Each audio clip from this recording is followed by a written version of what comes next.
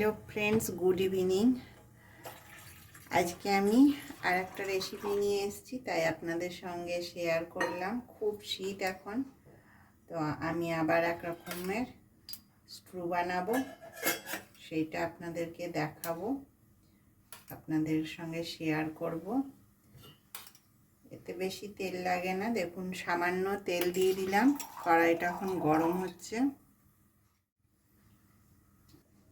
প্রথমে আমি কিছুটা পেঁয়াজ মোটা দিয়ে দিলাম। চিকেনটা দিয়ে দেব। চিকেনটা একটু নাড়াচাড়া করবো রঙটা চেঞ্জ পর্যন্ত। এই সময় ফ্লেমটা হাই থাকবে। আজকে আমি আলু দেব না, আপনারা চাইলে আলু দিতে পারেন। এবারে আমি এর মধ্যে চেঞ্জ হয়ে গেছে কালারটা, গাজরটা এইভাবে কেটে নিয়েছি, গাজরগুলো দেবো। আলু দিয়ে দেবেন একটু। এবারে বিনসটাও দিয়ে দেবো। বিনসটা আমি বড় বড় করে কেটে রেখেছি। এবারে পরিমাণ মতো নুন দেব।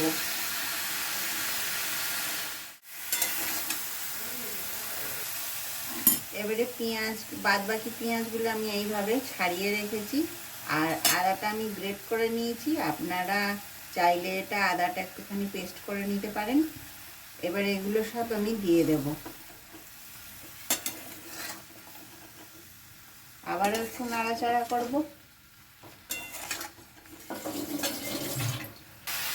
এবারে টমেটো একটা নিয়েছি, একটা টমেটোকে আমি বীজ ছাড়িয়ে এইভাবে কেটে নিয়েছি, এটাকেও দিই। গোলমরিচ দিয়ে দিলাম। এবার এর মধ্যে আমি জল ঢেলে দেবো।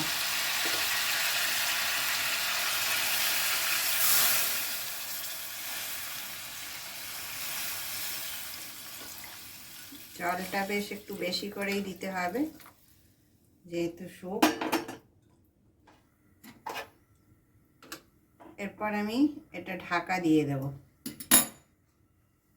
এবারে একবার ঢাকনাটা খুলে দেখতে হবে।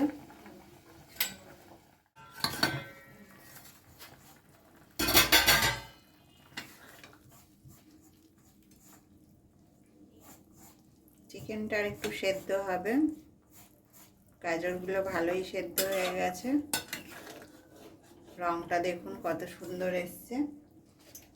এবারে আমি এই সময় ক্যাপসিকাম কেটে রেখেছি, এইভাবে ক্যাপসিকামগুলো দিয়ে দেব। এদিকে রেড কালারের বেল পেপার আছে, এটাও দিয়ে দেব। আর একটা শুধু কাঁচা লঙ্কা আমি চিড়ে দিলাম, লঙ্কাতে খুব ঝাল।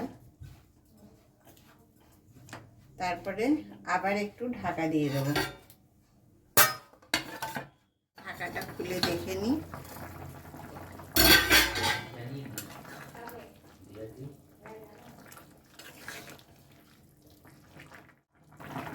এবারে এতে 1 চামচ আমি কর্নফ্লাওয়ার গুলে নিয়েছি, কর্নফ্লাওয়ারটা দিয়ে দেব। একটুখানি ঠিক হবে।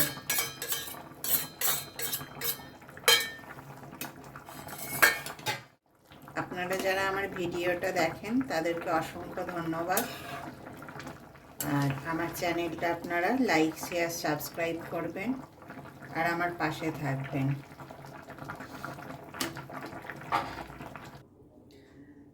তাহলে আজ এই পর্যন্ত। নেক্সট ভিডিওতে আবার দেখা হবে। আর এটা যখন আমি বাটিতে সার্ভ করব, তখন এর মধ্যে আমি একটু ব্ল্যাক পেপার দিয়ে সার্ভ করব। আপনারাও এইভাবে করবেন। নমস্কার।